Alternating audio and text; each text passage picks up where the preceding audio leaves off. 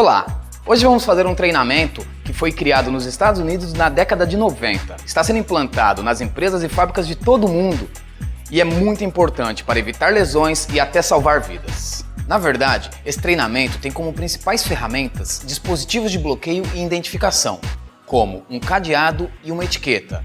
Simples, né? Mas é muito eficiente. Bem-vindos ao treinamento de Lockout Tagout, ou apenas LOTO. Preste atenção. Definição. A sigla LOTO, do inglês Lockout Tagout, significa bloqueio e identificação. São procedimentos que protegem os empregados de energias perigosas ou de partidas e energizações inesperadas de equipamentos. Nesse treinamento, vamos definir conceitos, ações e responsabilidades para o bloqueio de energia, assegurando que na realização de trabalhos com máquinas, equipamentos e instalações, estes estejam totalmente desenergizados. É principalmente nas atividades de manutenção que nós vamos usar esses conhecimentos, mas fique atento. O cumprimento do LOTO é obrigatório a todos os empregados e terceiros sempre que houver intervenção em máquinas, equipamentos e instalações nas situações de manutenção, setup, startup, ajustes gerais, novas instalações, limpeza e outras situações afins. Mas afinal, quais são essas energias consideradas perigosas? Energia é qualquer fonte de alimentação de máquinas, equipamentos ou sistemas. Ela pode ser elétrica, hidráulica, química, térmica, pneumática, inflamável ou mecânica. Nós temos o costume de achar que a desenergização acontece sempre em situações elétricas, mas tanto na base quanto a bordo das embarcações é fácil perceber que outras energias podem ser muito perigosas. Um exemplo é a energia potencial, que temos armazenada em cargas suspensas ou mal disponibilizadas no convés, como containers.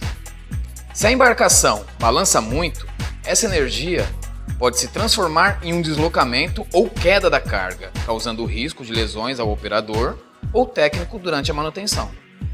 Já em bases e escritórios, temos que nos atentar principalmente à energia elétrica, que é o maior causador de acidentes nesses locais de trabalho. Outro exemplo de energia é a residual.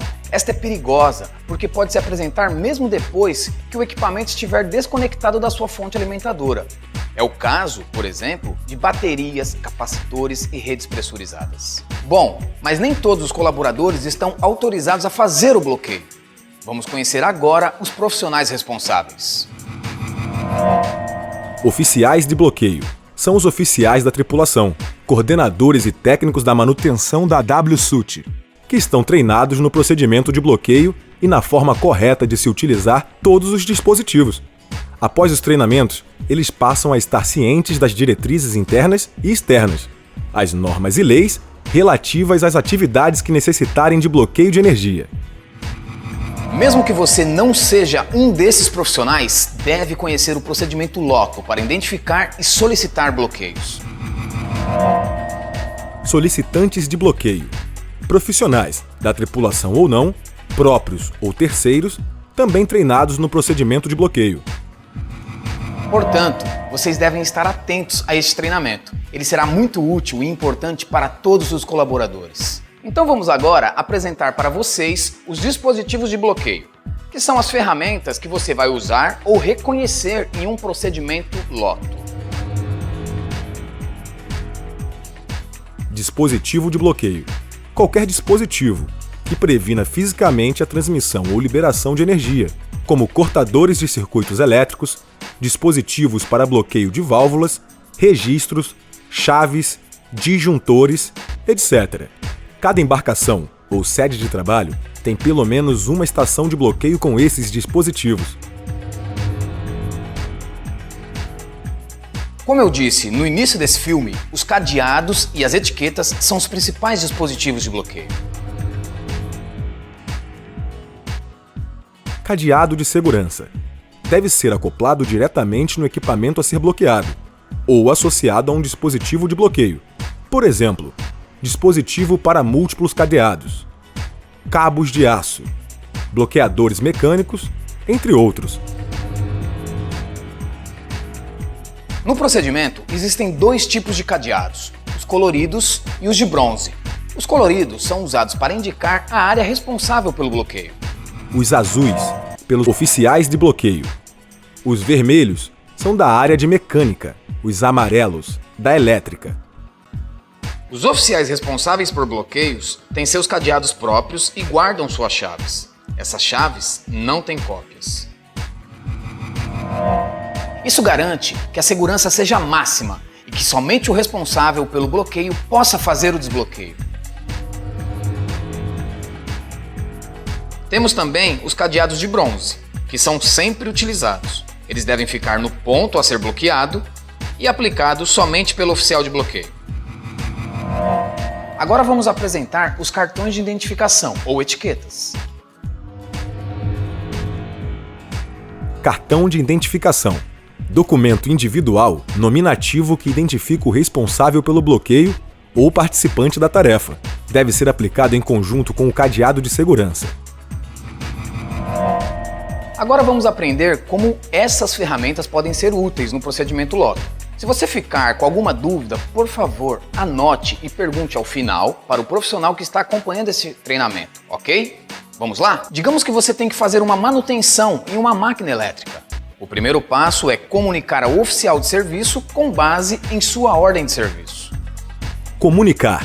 Solicitação formal através de ordem de serviço, feita pelo responsável do setor de manutenção ao executante da atividade de manutenção, próprio ou terceiro, onde deve constar o equipamento e uma breve descrição da atividade. É imprescindível avisar as pessoas da necessidade do bloqueio, principalmente as áreas envolvidas e afetadas por esse bloqueio. Eles precisam saber que a máquina ou sistema não está em funcionamento, certo? Analisar. Depois de comunicado, o oficial de bloqueio deve analisar o que será bloqueado para garantir que a máquina não entrará em contato com nenhuma energia perigosa enquanto será feita a manutenção. O oficial poderá bloquear chaves, disjuntores, válvulas, entre outros. O terceiro passo é o que chamamos propriamente de lockout-tagout, que, relembrando, é bloquear e etiquetar. No loto, o oficial de bloqueio vai colocar um cadeado de bronze no equipamento a ser bloqueado. A chave desse cadeado deve ser guardada na caixa de travamento. Esta é uma caixa que sempre está próxima ao equipamento. Então, o oficial de bloqueio deve utilizar o seu cadeado funcional, aquele colorido, para fechar essa caixa de travamento. Junto com o cadeado, deve ir a sua etiqueta de identificação. Percebam que todos os cadeados aplicados nas caixas de travamento devem ter uma etiqueta de identificação, ou seja, não deve haver cadeado sem cartão, nem cartão sem cadeado. No local de bloqueio, sempre haverá um cadeado de bronze. Se você for um solicitante, também tem um papel muito importante nesse processo. Você deve colocar seu cadeado pessoal na caixa de travamento, com o seu cartão também, junto com o do oficial de bloqueio. Ou seja, todos os envolvidos na tarefa, sejam solicitantes ou oficiais de bloqueio, devem colocar seus cadeados com cartões na caixa de travamento. É isso que garante a eficácia do procedimento, já que somente após a conclusão da manutenção, por todos os envolvidos, será feito o desbloqueio do equipamento e liberação para teste ou operação. Antes de começar a fazer o serviço, é preciso ter a certeza de que o equipamento está em condição de energia zero. Energia zero. Condição do equipamento, instalação ou sistema onde todas as formas de energia estão bloqueadas ou desativadas. Há equipamentos como manômetros e multímetros que nos dão condição de efetuar esta verificação após o bloqueio das energias. No caso de algumas energias, uma outra forma de fazer o teste de energia zero é tentar ligar o equipamento pelo seu modo de operação normal. Lembre-se, caso o teste de energia zero não seja satisfatório, é preciso começar o procedimento desde o início. Isso é uma norma. Ao fazer uma manutenção, por exemplo, o equipamento tem que estar desenergizado. A exceção fica para os casos onde é imprescindível testar o equipamento ainda durante o processo, mas este não é o padrão. Para garantir a eficácia do bloqueio, você deve seguir os procedimentos e utilizar os dispositivos adequados. Eles estarão listados na matriz de bloqueio do equipamento, de acordo com o tipo de energia.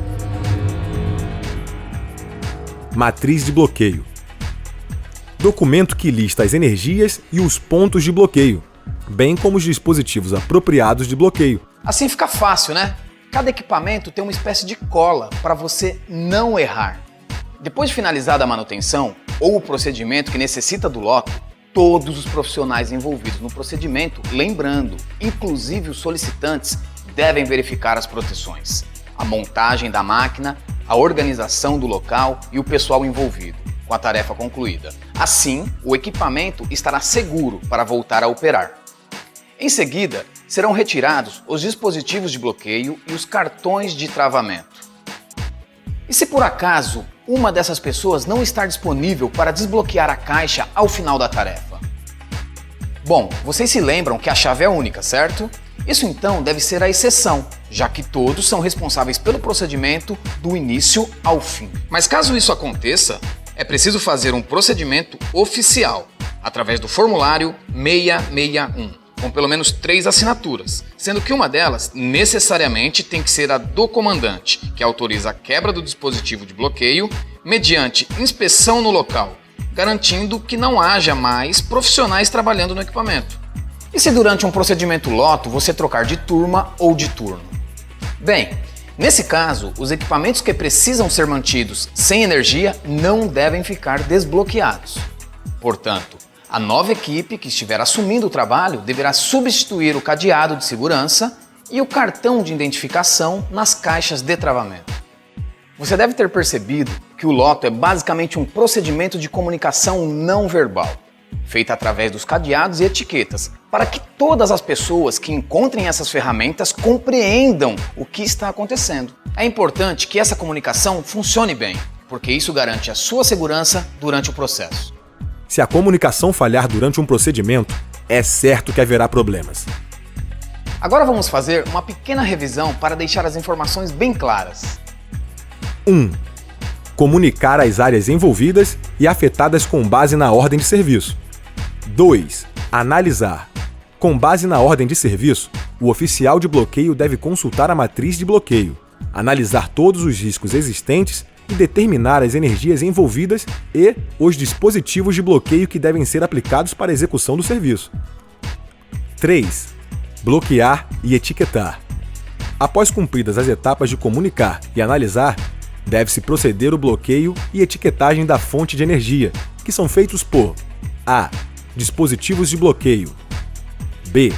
Caixas de bloqueio. C. Dispositivo para múltiplos cadeados, quando mais de uma pessoa estiver envolvida no trabalho. 4. Testar a energia zero. Após bloqueadas as energias, deve-se fazer o teste de energia zero, para garantir a eficácia do bloqueio e a segurança de quem fará a manutenção. 5. Liberar a atividade de reparo ou manutenção. Após cumpridas todas as etapas anteriores e a inspeção final do local, o equipamento ou instalação estará liberado para o início do serviço. 6. Religar o equipamento ou sistema. Após efetuado o reparo, verificar as proteções, montagem da máquina, organização do local e pessoal envolvido com tarefa concluída. Sendo assim, o equipamento está seguro para voltar a operar. Em seguida, serão retirados os dispositivos de bloqueio e cartões de travamento. Troca de turma. A nova equipe se encarrega mudando os cadeados e cartões na caixa de travamento. Portanto, temos 6 passos fundamentais. São eles: 1. Comunicar. 2. Analisar. 3. Bloquear e etiquetar. 4. Testar a energia zero. 5. Liberar para o reparo. 6. Religar. Agora vamos falar um pouco das responsabilidades no procedimento loto, de acordo com cada área. 1. Coordenador das áreas de manutenção. O coordenador deve fazer com que todos os subordinados cumpram a diretriz. Deve fornecer os suprimentos necessários para o travamento de energias perigosas. 2. Empregados habilitados. Aplicar corretamente todas as etapas do procedimento.